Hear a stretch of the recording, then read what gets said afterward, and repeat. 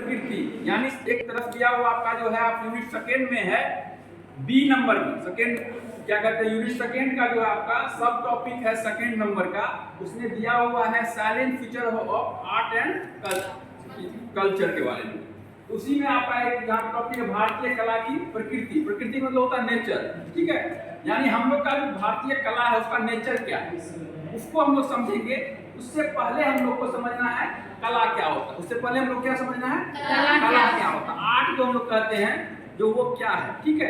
जब अपनी भावनाओं को सुंदर तरीके से सुंदरता के साथ प्रकट करते हैं या दिखाते हैं, जब अपनी भावनाओं को सुंदरता के साथ प्रकट करते हैं या दिखाते हैं, वही क्या है कला है। वही क्या है आर्ट है या कला है। आर्ट क्या हुआ जब अपनी भावनाओं को, चाहे वो भावना क्या हो सकता है, हमारा बोलना, हमारा चलना, हमारा लिखना, मूर्ति कला कहते हैं। मूर्ति कला तो मूर्ति बनाना क्या है कला है। और उसमें क्या होता है मूर्ति को अच्छे से बना करके प्रकट करते हैं, दिखाते हैं, वही क्या है कला है। स्वर्ण कला करता क्या कहता है स्वर्णकार जो सोने का जो बनाता है गहना बनाता है, वो जो भी क्या है वो एक कलाकारी है। वो भी क्या करता है सुंदरता के साथ किसी गहना को बनाता है और दिखाता है। यानी अपनी भावनाओं को हम जब सुंदरता के साथ प्रकट करते हैं तो वो क्या हो जाएगा हमारा कला। इसी को हम लोग क्या कहेंगे कोई कंफ्यूजन कला क्या होता है कोई पूछे तो आप बता सकते हैं। किसी को कंफ्यूजन कला क्या होता है जब अपनी भावनाओं को सुंदरता के साथ या सौंदर्यता के साथ प्रकट करते हैं या किसी को बताते हैं, किसी को दिखाते हैं, तो वो क्या है कला। उसी को हम लोग क्या कहेंगे कला। और मानव जीवन में कला का बहुत ही बड़ा रोल है। मानव जीवन में हम लोग का मानव जीवन है ना, इसमें कला का क्या है बहुत बड़ा रोल है, इम्पोर्टेंस है। क्या इम्पोर्टेंस है, हम जो बोलते हैं, हम जो चलते हैं, हम जो लिखते हैं, इसमें क्या है सबका रोल है। अगर हम अच्छे से नहीं बोलेंगे तो क्या कहेगा बोलने नहीं आता। तो यही चीज है। तो हम लोग को तो ये समझ गए जो कला क्या है। कला में क्या होगा सौंदर्य होगा, कला में क्या होगा सुंदरता होगा, कला में क्या होगा दृश्य होगा, कला में क्या होगा आंतरिक भावनाओं को प्रकट करना, आंतरिक भावनाओं को प्रकट करना। जैसे हमको दुख हो रहा है, दुख अगर हो रहा है, दुख अगर हमें हो रहा है तो हम क्या करते हैं रो करके हम किसी को दिखाते हैं तो लोग समझ क्या जाता है इसको दुख हो रहा है। तो ये चीज आपको समझ में आ गया होगा कला क्या है। अब अगला जो हम लोग समझने का प्रयास करते हैं जो कला जो है भारतीय इंडियन आर्ट जो है उसकी क्या है, उसकी नेचर क्या है, उसका नेचर क्या है, इंडियन आर्ट का नेचर क्या है उसको हम लोग समझते हैं। और उसी का एक क्या है आपको टॉपिक दिया हुआ डिस्प्ले जो हो रहा है उसी को एक एक करके हम लोग समझने का प्रयास करते हैं। पहला चीज समझ गए हम लोग कला क्या है। इन्हीं से पूछे आप अच्छे से उसको बता सकते हैं, लिख करके समझा करके बोल करके, ठीक है। कला क्या है, हम अपनी भावनाओं को जब सुंदरता के साथ प्रकट करते हैं, सुंदरता के साथ प्रकट करते हैं या दिखाते हैं, वही क्या है कला। अब भारतीय कला की प्रकृति क्या है, भारतीय कला जो यानी इंडियन आर्ट जो है इसका नेचर क्या है, उसमें क्या क्या चीज रहता है। नेचर का मतलब क्या, उसमें क्या क्या चीज मौजूद रहता है। जब हम किसी फोटो को देखते हैं, एक चित्र को देखते हैं, तो उसमें क्या चीज रहता है, तो उसको हम लोग समझते हैं क्या क्या चीज रहता है। जब भारतीय कला की बात आती है, इंडियन आर्ट की बात आती है, चाहे पुराना कोई मूर्ति हमें मिल जाता है, पुराना कोई सिक्का मिल जाता है, पुराना कोई गहना मिल जाता है, पुराना कोई आदमी मिल जाता है, कोई भाषा मिल जाता है, उसमें क्या उसका नेचर होता है, उसमें क्या क्या चीज मौजूद रहता है, क्या क्या चीज उसमें मौजूद रहता है। अगर कोई गहना है या कोई सिक्का है या कुछ भी अगर आर्टिफिशियल आर्ट के द्वारा कुछ बनाया गया है पुराना, उसमें क्या क्या चीज मौजूद रहता है, उसी का ये सारा पॉइंट है, उसी का क्या ये सारा पॉइंट है। यानी भारतीय कला का नेचर क्या है, प्रकृति क्या है, क्या उसमें मौजूद रहता है, क्या मौजूद नहीं रहता है, उसको हम लोग समझेंगे। इसमें सबसे पहले हम लोग को समझना है धार्मिकता। जब पुराना हम कुछ भी आर्ट की बात करते हैं, चाहे चित्रकारी की हो, चाहे आपको किसी भी तरह का आर्ट का बात करेंगे, तो उसमें हम लोग धार्मिकता देखते हैं। धार्मिकता का मतलब क्या है, धर्म से रिलेटेड बातें। इंडियन आर्ट एंड कल्चर जो आर्ट जो है वो धर्म, जैसे मूर्ति कला क्या है, एक धर्म का सिंबल है। क्या है? एक धन का सिंबल है। उसमें क्या करते हैं, भारतीय कला में ये चीज हमें देखने के लिए मिलता है। ये गणेश जी का मूर्ति, ये शिव जी का मूर्ति, मूर्ति देख के हम लोग कह देते हैं शिव जी का है कि गणेश जी का है कि राम जी का। और ये उसमें आर्ट का प्रयोग किया जाता है। उसमें क्या किया जाता है? आर्ट का प्रयोग किया जाता है। अगर आर्ट का प्रयोग नहीं किया जाता तो समझ जाओ मूर्ति कैसा बनेगा, समझ में ही नहीं आएगा। ये मूर्ति किस चीज का? मूर्ति है। सबका फेस एक जैसा ही होता है ना, सबका फेस, इसका भी फेस, इसको भी नाक है, इसको भी नाक है, उसको भी कान है, उसको भी आंख है, उसको भी आंख है, उसको भी आंख तो सबको है, लेकिन कुछ ना कुछ, ताकि वही कलाकारी वही होता है, डिफरेंसेस बता देता है हमको, मूर्ति बता देता है ये किस चीज का मूर्ति है। उसी तरह इंसान में भी होता है, तो ऊपर वाला क्या है? ऊपर वाले क्या है? कलाकार है। सबका फेस, सबको 2 हाथ दिया है, 2 पैर दिया है, 2 आंख दिया है, 1 नाक दिया है, 2 कान दिया है, सबको बराबर दिया है, लेकिन सब में कुछ ना कुछ। ये क्या है? कलाकारी। तो भारतीय जब हम कला की बात करते हैं उसमें हम क्या देखते हैं? चाहे पुराना मूर्ति मिलता है, कोई स्टेचू मिल जाता है हमें, उसमें हम लोग देखते हैं क्या है? धार्मिकता को प्रदान किया जाता है। या पुरानी कोई भी कलाकृति, चाहे मिथिला पेंटिंग के द्वारा, मिथिला पेंटिंग क्या है? एक कला है, उसके द्वारा हम क्या कर सकते हैं? बहुत चीज को दर्शा सकते हैं। उसमें क्या होता है? अक्सर जो हम देखते हैं एंशिएंट टाइम का जो मूर्ति देखते हैं, स्टेचू देखते हैं, उसमें हमें धार्मिकता नजर आता है। धार्मिकता क्या आता है? नजर आता है। समझ में आ गया? धार्मिकता क्या है? यानी भारतीय कला का एक प्रकृति जो है वो क्या है? धार्मिकता। धार्मिकता क्या है समझ में आ गया? सेकेंड नंबर चलते हैं लौकिकता। लौकिकता का मतलब होता है क्या? एक शब्द होता है लौकिक, समझिए क्या होता है? लौकिक। एक होता है अलौकिक, सब सवाल सुने होंगे, ठीक है, लेकिन इसका अर्थ क्या होता है उसको समझिए। लौकिक का मतलब क्या है? अलौकिक का मतलब क्या? लौकिक का मतलब क्या? अलौकिक का मतलब? लौकिक का मतलब दुनियादारी की बात। लौकिक का मतलब क्या? दुनियादारी की बात। अलौकिक का मतलब क्या? दुनिया से ऊपर की बात। चोरी करेंगे, अगर यहाँ सजा नहीं मिला तो ऊपर जाएंगे तो क्या होगा? जिसमें संभावना हो, उसको हम लोग क्या करते हैं? अलौकिक। लौकिक का मतलब लोक, मतलब हम आसपास की सारी चीजें जो देखते हैं वो हमारा क्या हो जाएगा? लौकिक। समझ में आ गया? लौकिक क्या है? अब क्या है लौकिकता? जब हम किसी आर्ट, इंडियन आर्ट में देखते हैं, इसमें विशेष उसका नेचर देखते हैं, उसमें क्या देखते हैं? क्या है? लौकिकता की बात की जाती है। यानी कोई चित्रकारी के द्वारा, कोई चित्र के द्वारा, कोई फिगर के द्वारा क्या किया जाता है?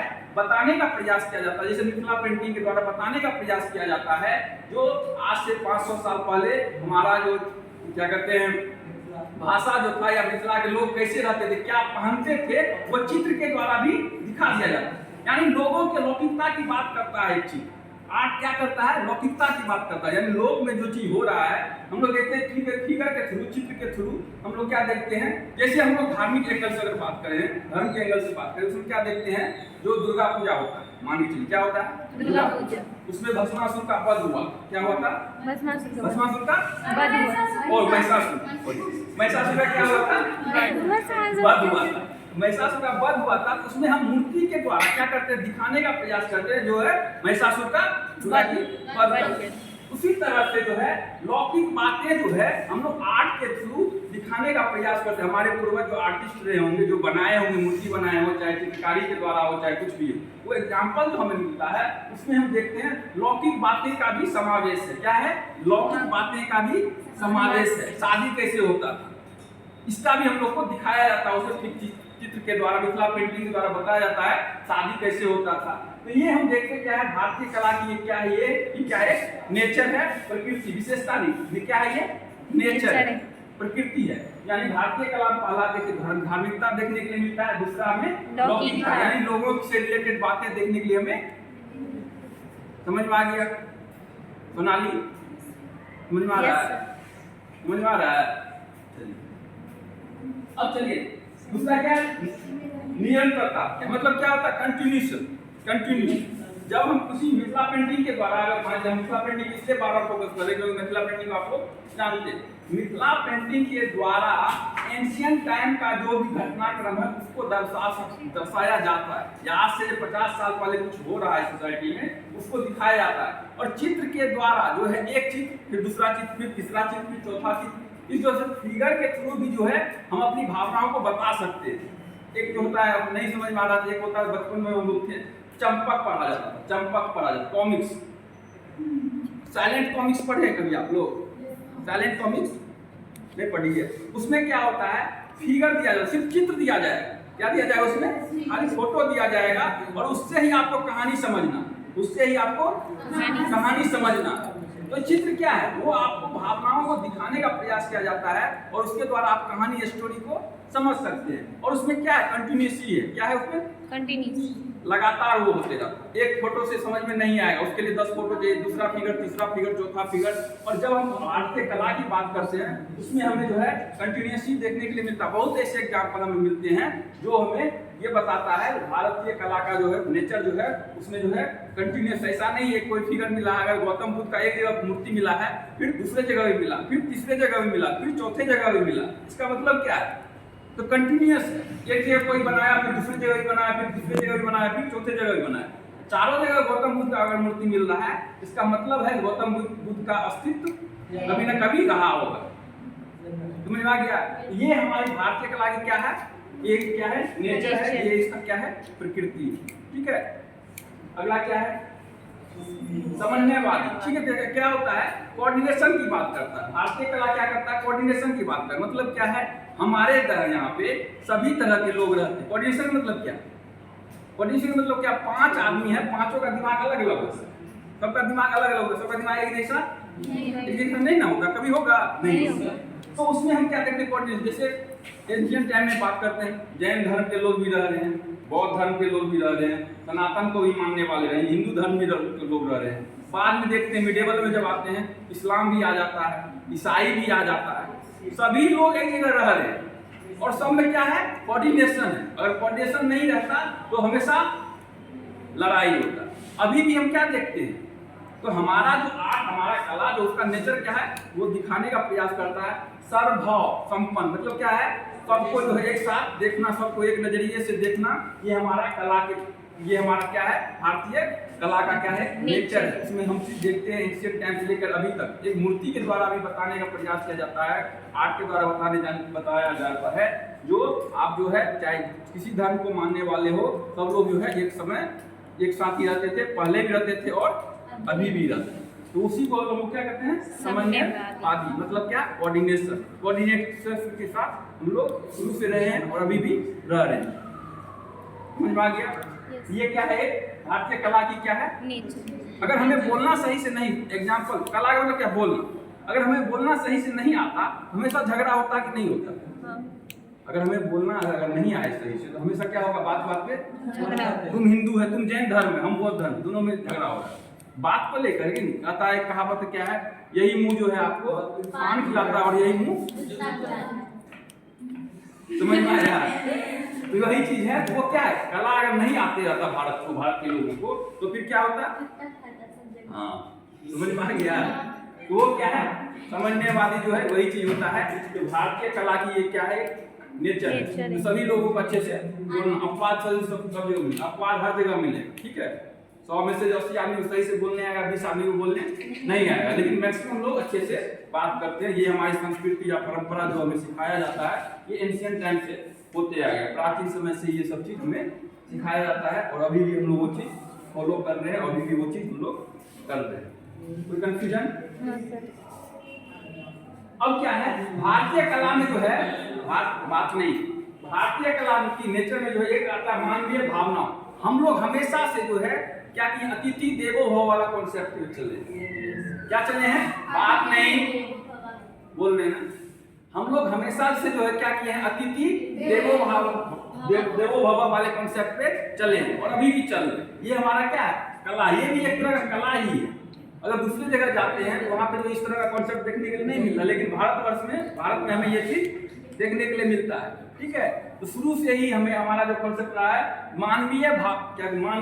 मानवीय भावनाओं का क्या करते हैं हम लोग? कदर करते हैं। यानी दूसरे का जो भावना उसका क्या करते हैं हम लोग? कदर करते हैं, आदर करते हैं, सत्कार करते हैं। कोई हमारे यहाँ प्यासा आता है तो उसको हम लोग क्या करते हैं? पानी पिलाते हैं। कोई भूखा आता है तो उसको हम लोग खाना खिलाते हैं। ये भारतीय कला का ही एक क्या है?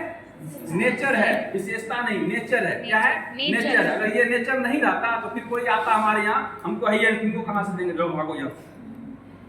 लेकिन हम लोग को ऐसा सिखाया, अपना नहीं भी रहता है तो फिर भी कोशिश करते हैं इसको दूसरे के यहाँ से ला के ये हम क्या करते हैं, मानव की भावनाओं का क्या करते हैं, कद्र करते हैं। ये भारतीय कला का क्या एक नेचर है, ये भी एक क्या है, नेचर है। बहुत एग्जाम्पल आपको देखने के लिए मिलेंगे, जब इतिहास पढ़िएगा बहुत एग्जाम्पल आपको देखने के लिए मिलेगा, जिसमें हम लोग देखते हैं मानव के भावनाओं का हमेशा से कद्र करते हैं। और भारत का आर्ट इतना विश्वव्यापी है, जो यहाँ के लोग कभी भी बाहर नहीं गए आक्रमण करने के लिए। आप देखे हैं नहीं, बाहर से ही लोग यहाँ पे आके बसे हैं, रहे हैं, सबको हम लोग आश्रय दिए। हम लोग क्या दिए, सबको आश्रय दिए, किसी को भगाए नहीं, किसी को भगाए नहीं। वो तो अलग बात, अति हो जाता है, कुछ सर से पानी हो जाता है, वो अलग चीज है। लेकिन मैक्सिमम लोग को सबको हम क्या किए हैं, आश्रय ही दिए।